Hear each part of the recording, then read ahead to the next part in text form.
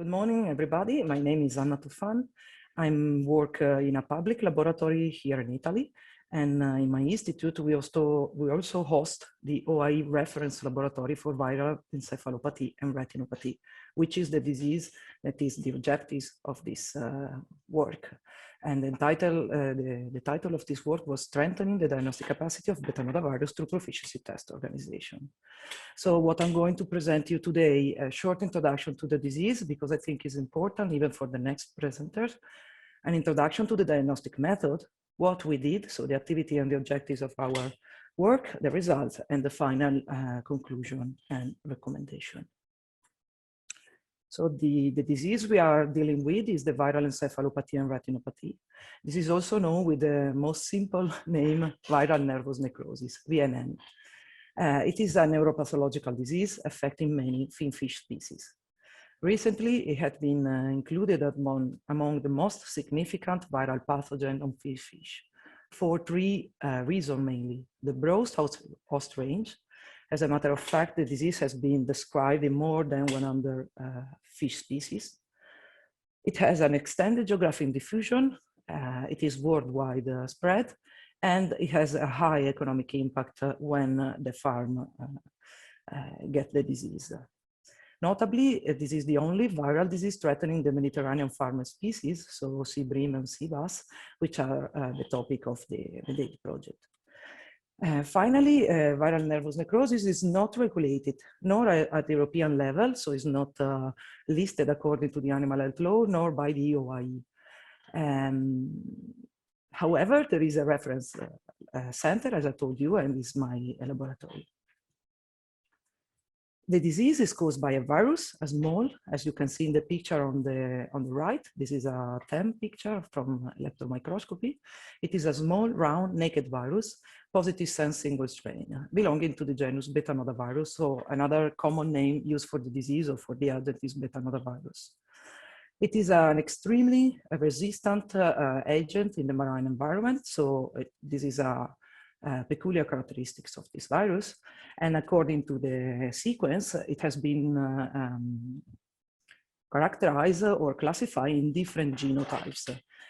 These genotypes are currently 4, but there are an additional variability because the viruses can exchange pieces of gene and produce reassortant strain, so hybrid strain that further increase the variability of the virus. The problem with these different genotypes is that they can co-circulate in the world, and also in the same geographic area, and generally they do not cross-react one with the other. Currently, the most important one is called RGNNB. This is the most widespread, at least in the Mediterranean region, and also is the most pathogenic genotype known and described. As I told you, in the Mediterranean basis, this is the only viral disease affecting the the farmed species, and in particular, the target species is the European sea bass. But not only. In this species, the viral nervous necrosis causes severe mortality, especially in larvae, where the mortality can reach 100%, but also in juvenile and also on growing fish. The clinical signs include abnormal swimming, and we can see in the picture on the left, loss of buoyancy, swim bladder hyperinflation, so the fish float on the surface, and blindness due to severe necrosis of the brain and then the retina. The survivors remain persistently infected, and this is a big problem. In fact, the disease can be reactivated and can be transmitted. And the transmission can occur both horizontally from diseased fish to healthy fish, but also vertically. So survivors which harbor as a carrier the virus can transmit the disease to the eggs and to the larva. So this double way of transmitting the disease, horizontal and vertical, together with the extremely resistant of the virus in the environment, makes the disease really difficult to get rid when entering into a farm. The gold standard method for detecting the disease and the virus is the cell culture isolation. The virus grows in cell culture and produce a typical cytopathic effect, But this is a very slow and time-consuming method because it takes up to 10 days for a virus to grow, even more if there is a second passage. So if the viral load is very low. In the past, also histology was used, also because the lesion that the virus causes in retina as well in the brain are typical. The virus produces these nice vacuoles, but the problem is that these vacuoles are not always present, so we cannot rely on histology as a sensitive diagnostic method. Nowadays, the molecular biology, and in particular real-time PCR, is recognized as the most sensitive and specific method. In addition, this method, so the real-time PCR, is really versatile and fast, but which is the protocol to choose to perform the diagnostic? As you can see, here there is a selection of papers describing and validating, not all the paper at the same level, however, describing different approach and different protocol for real-time PCR. So which one is better?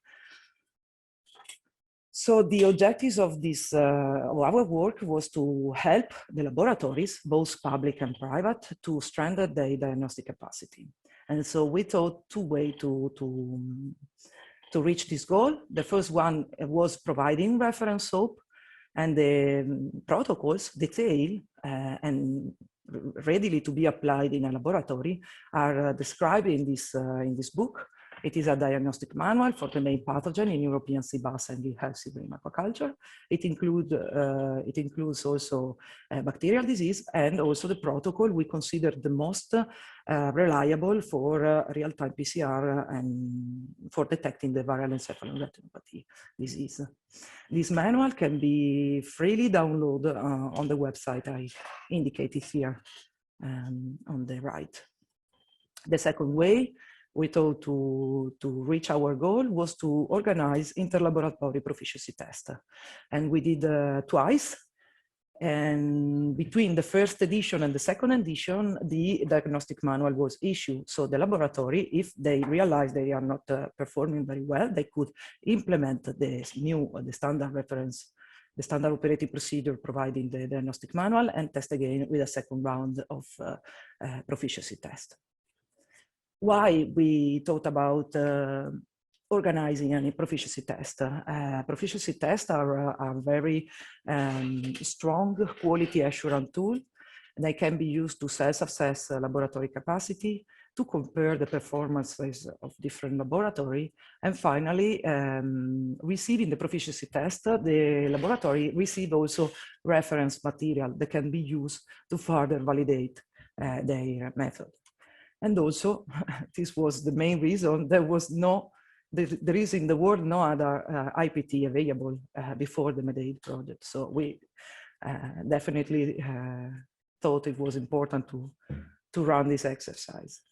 So what we did, we prepare a panel of blind sample, 10 ampoules containing inactivated freeze-dried Betanodaviruses. And among these Betanodaviruses, 4 different genotypes, including 2 Dirasortan strain. So all the variability, encompassing the whole variability of genotypes circulating in the Mediterranean basin, were included in the unknown sample. Then we had different kind of negative sample in order to simulate a complex matrix and to make the exercise more realistic. And we asked to the laboratory to use their preferred molecular method or the method they have in place in their lab in order to compare the results. And as I told you before, we performed this exercise twice.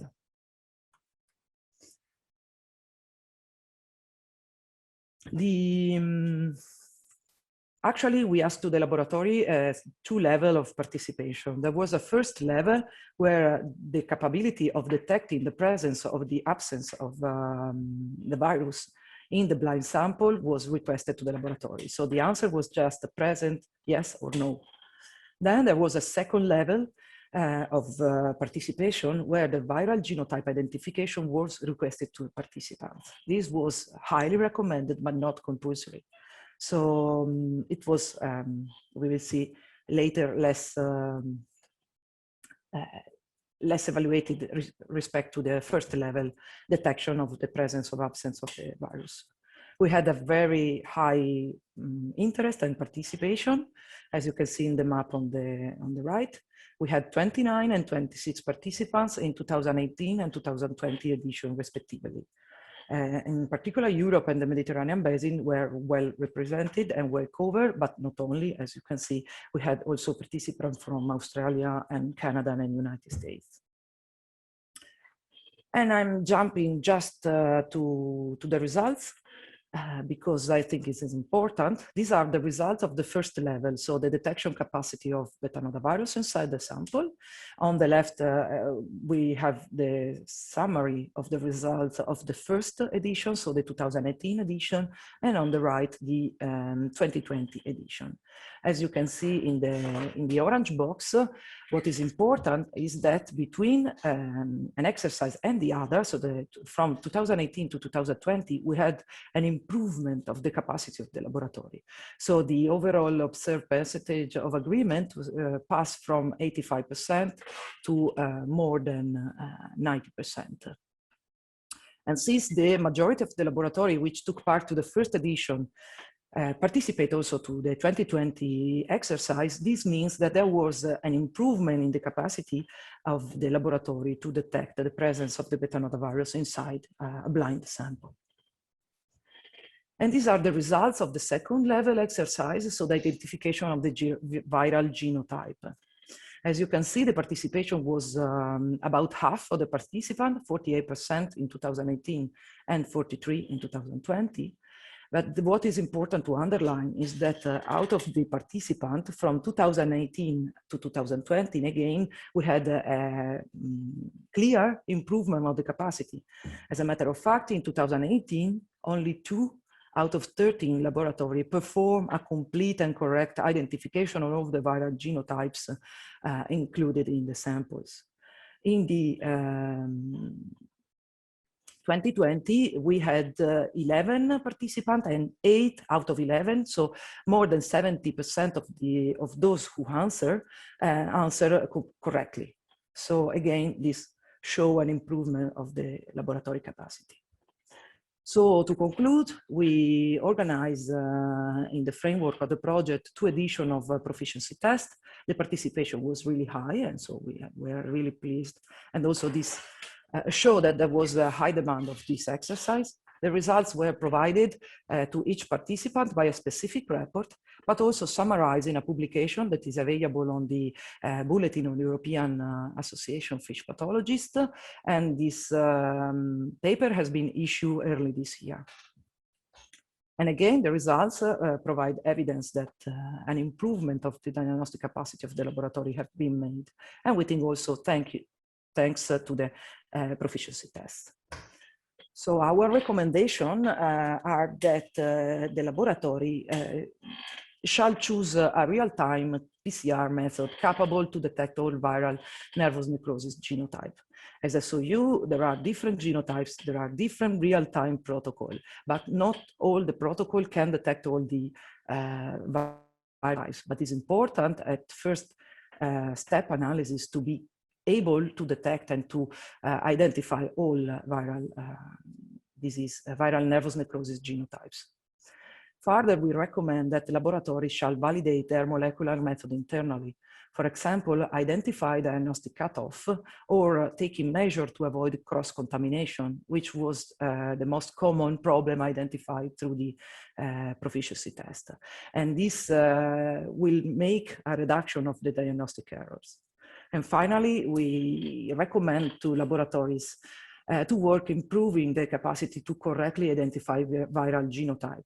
The identification of viral genotype have also impact on the management of the disease in the field. So it is important that